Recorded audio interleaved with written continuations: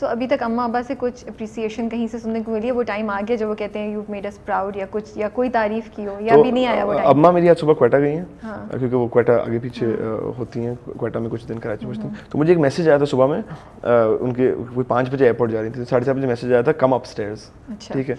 अब मैंने देखा नहीं, मैं सो रहा था, तो फिर मैं सुबह उठा हूँ तो मैंने समझा कि मतलब ऊपर बुला नहीं, मे भी कोई तारीफ वगैरह कुछ बोलना होगा, तो मैंने कॉल किया, फ़ोन नहीं उठाया उन्होंने। फिर वो उन्होंने 11-12 बजे मुझे फ़ोन किया कि अच्छा आप कॉल करते, नहीं छोड़ो कुछ भी नहीं।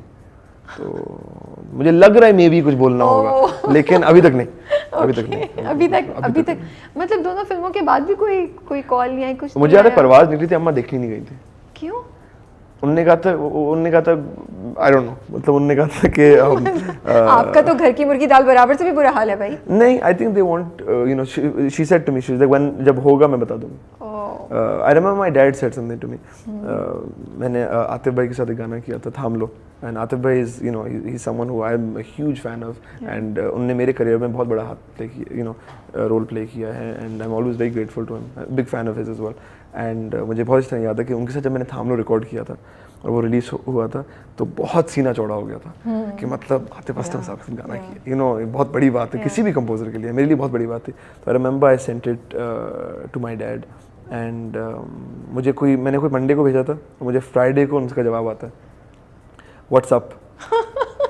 सॉरी। मतलब मैं देख रहा था ना कि मतलब कोई आएगा, कोई, यू नो, कॉल आएगी, थोड़ी इम्पोर्टेंस बढ़ेगी घर में, तो कुछ होगा।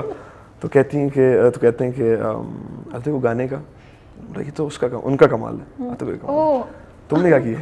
तो कॉम्पोजिशन, उन्होंने देखो वो तो है जो है, लेकिन जिस दिन तुम्हारा गाना किसी ऐसे गांव में बज रहा होगा जहाँ की तुम जुबान नहीं बोल सकते हो ना, तब तुम हिट हो, उस वक्त तुम मुझसे बात नहीं करना। मतलब आप एक सीढ़ी चढ़ते हैं तो वो लेकिन कैंडी को और ऊपर कर देते हैं। मुझे तब बुरा लगता था, मुझे आज बहुत अच्छा लगता है, because I feel it's the thing that drives me, you know, जहाँ पर जब मुझे लगता है कि अच्छा मैंने कुछ सही किया ना, तो मुझे वो एक रास्ता आगे का दिखाते हैं जो मैंने मे बी ना देखा हो, और वो उनके एक्सपीरियंस की वजह से ही है। सो आई एम हैप्पी। अम्मा ने हमेशा यही, जैसे आई थिंक कल या परसों की बात है कि उनको जब मैं तेरा दिखाई थी वीडियो पूरी, तो अगेन वही था ना कि तो अपनी तरफ से मैंने पूरा काम किया था, ठीक है, मुझे लगा कि पक्का है, उनको दिखाया, मैं टहल रहा था, मैंने बोला अभी आएगा रिएक्शन, अभी आएगा रिएक्शन, कोई तारीफ होगी, तो मैंने बोला अम्मा कैसा है, मैंने का क्या मतलब चलेगा, ठीक है, अच्छा चलें, फिर चली गई। फिर मुझे कहीं कहा कि my children are travelling right now, तो उन्होंने कहा कि अच्छा उनसे जब बात होगी ना बता देना। लेकिन बेस्ट रिएक्शन उनका था जब एल्बम कवर हमने अनाउंस किया, तो वो अपनी नाना नानी से मिलने गए ना, तो मैंने उनको भेजा, फिर मैंने कॉल किया बच्चों को, मैंने उनको भेजा, मैंने कॉल किया, मैंने कहा कि यू नो, अब उसमें एक अज़ल रिकॉर्ड्स ऊपर लिखा है जो मैंने अपनी कंपनी फॉर्म की थी, क्या कहते हैं, म्यूज़िक एंड कंपोजिशन की, जो हमारी बेसिकली ओन करेगी म्यूज़िक को। तो मैंने उनको कॉल किया, उसमें जो EL है वो इब्राहिम और लिली, जो मेरे बेटा और बेटी हैं, उनके नाम से मैंने रखा था। तो मैंने उनको फ़ोन किया, एंड आई सेड कि you know, did you see the, you know, the cover and all of that. तो माय सन सेड कि जी बाबा, या आई सॉ इट। मेरी बेटी आई, when did you go here, ठीक है। तो आई वाज लाइक अच्छा, फिर मैंने उनको समझाने, मैंने ऊपर देखो टॉप लेफ्ट पे लिखा हुआ है, ऐसा नहीं, ये आप लोगों के नाम है। तो कहते हैं कि मेरी बेटी देख रही है, करिए बाबा, it's TV time right now, I have to watch Fireman Sam, I'll talk to you later, okay, bye। तो वहाँ पे वो जो हल्का सा भी ह्यूमिलिटी कम होने वाली थी ना, ठक करके ना वापस नीचे ज़मीन पे आ गया। तो इनको परवाह नहीं है क्या होगा। उनको मैंने वीडियो भेजा, अभी एक परफॉर्मेंस थी BCW पे, उसकी वीडियो भेजी, कैसी लगी, it was okay, what's happening, where is दादी। तो छोटे भी है ना, how old are they? My son's going to be inshallah 7 this year, and my daughter's going to be 5। नहीं सब पता है उनको, सब पता, परवाह नहीं उनको। अच्छा, इन दोनों को पियानो सीखना था, ओके, तो मैंने सिखाने की कोशिश की, नहीं, मुझसे नहीं, अच्छा, मुझे सीरियसली नहीं लेना, बिल्कुल भी नहीं। मैं उनको बता रहा हूँ, नो बाबा, that doesn't sound nice. Teacher आई जिन्होंने मुझे सिखाया है, ठक्कर के बैठ गए दोनों, बिल्कुल पिन ड्रॉप सीख रहे हैं। बच्चों का यही होता है, माँ बाप से उन्हें कुछ नहीं करना, वो सीरियसली नहीं लेना। तो मैंने पढ़ा आपके इंस्टा पे, मैं देख रही थी, एक तो आप लिखते बड़े खूबसूरत कैप्शंस हैं, वो मुझे बड़ा अच्छा लगा, मैंने बड़ी एक्सप्रेसिव हैं आप, you know, you like, because I see a lot of pictures are very big. I am very bad with social media, मैं कई वक्त बंद कर देता हूँ, and I am not good with it. और फिर कभी कभार आ जाता हूँ थोड़े वक्त के लिए। नहीं बट कुछ पिक्चर्स के नीचे आपने बड़े अच्छे खूबसूरत कैप्शन लिखे कभी कभार हो जाता है, गलती से हो जाता है। और इब्राहिम के नीचे आपने लिखा हुआ था कि इब्राहिम अप्रूव करता है, ऐसे ही है। तो फिर तो वो क्या अभी मुझसे उन्होंने दोबारा पूछा था, मेरे आज तक जितने गाने आए वो सबसे पहले उन्होंने सुने, चाहे वो और लिली दोनों ने सुने, दोनों ने सुने। जब उन्होंने जब वो लिटरली 1-2 साल के भी थे तो वो इशारे से हो जाता था, अगर अच्छा लगता था और वो अगर बुरा लगता था रोने शुरू कर देते थे, तो मुझे पता था ये नहीं रिलीज करने का भाई, ये पंगा हो जाएगा, मतलब ये छोड़ दो। तो वो फर्स्ट अप्रूवल उन दोनों का आता है। तो अभी ये जो एल्बम है अभी कैसे रिएक्शन देते हैं? अभी मैं तेरा पसंद, क्या क्रिटिसिज्म किया हुआ इब्राहिम ने किसी गाने का, बताएं।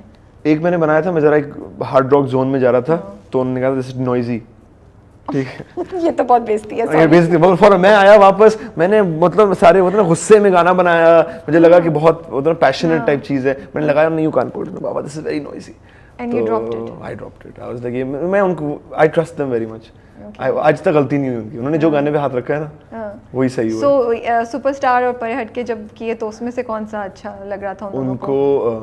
अभी तक जैसे परवाज़ में उनका फेवरेट था थाम लो और मुसाफिर। चॉइस अच्छी है भाई, थाम लो मुझे भी बहुत पसंद है। उनको थैंक यू। उनको क्या कहते हैं, सुपरस्टार में से बेकना पसंद था।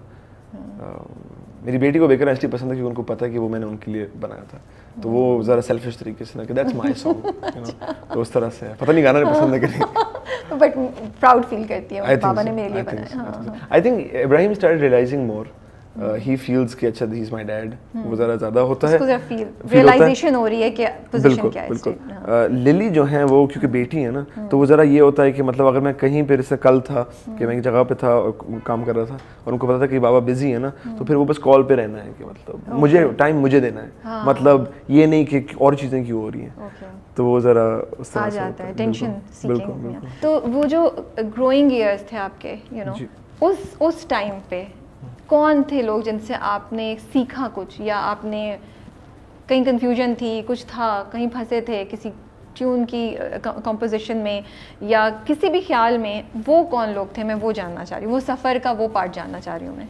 सच बताऊं, there have been many people, you know, I know it sounds generalized, but there have been many people and I'm very very grateful for that. मुझसे लोग अक्सर कहते हैं कि अजान being, जिस तरह आपने mention किया, certain people's kid and all of that, and honestly because मेरी वालदा ने मुझे अपने साथ बहुत रखा था, तो जो होता ना कि वो चाह रही थी कि मैं उनके साथ टाइम स्पेंड करूँ, so I would end up being on set since I was very young, and so I built my own relationships with a lot of people. होता ना कि आपको बड़ा होते हुए दिखते हैं, सो यू एक तरीके से अपनी भी रिलेशनशिप थी लोगों के साथ, and I think that any kid in my position who grows up in the industry, that is their biggest leverage. Their biggest leverage is not the opportunity. Their biggest leverage is the fact that they get to see that. They get to see the best of the best people at work. I've learned extensively about work ethic and discipline. Mahira ji, her work ethic is incredible.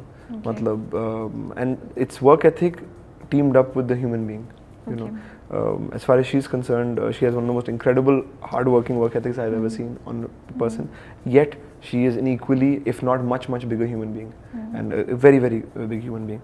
So with Atif bhai, जब मैंने आतिफ भाई के साथ काम करने का मुझे मौका मिला, तो he was incredibly disciplined.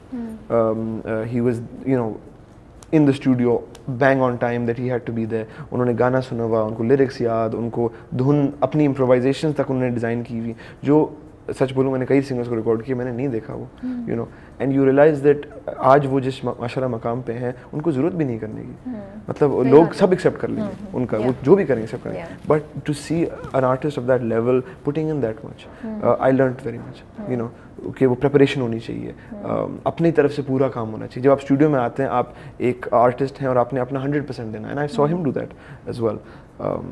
जब मैंने खान साहब के साथ रिकॉर्ड किया था, राहत साहब के साथ, मतलब वो जब स्टूडियो में आ गए ना, तो जब तक उन्होंने अपने आप को पूरे तरीके से आपको नहीं दे दिया, वो जाएंगे नहीं, and for me that was an incredible learning.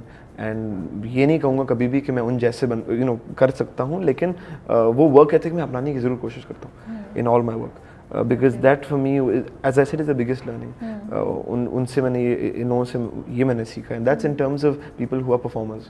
You know, and I'm not talking about my parents right now. I'm talking about people from the outside. Yeah.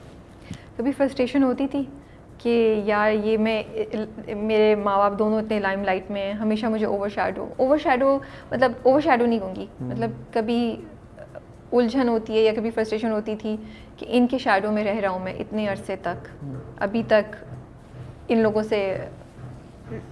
Shadow नहीं, एक जिम्मेदारी है।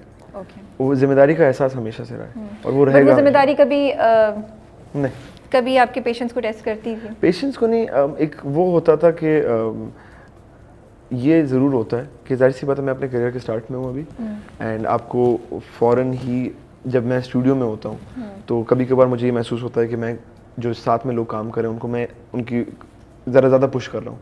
okay. और वो यही होता है कि कोई ज़रूरत नहीं है, मतलब जो है वो चल जाएगा।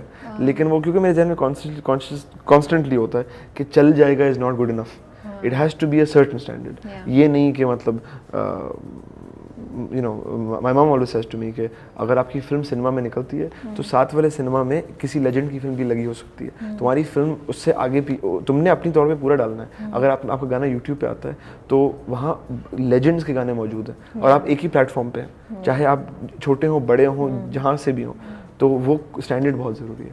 So that is a responsibility that I am very very aware of, and that for me is the most important thing.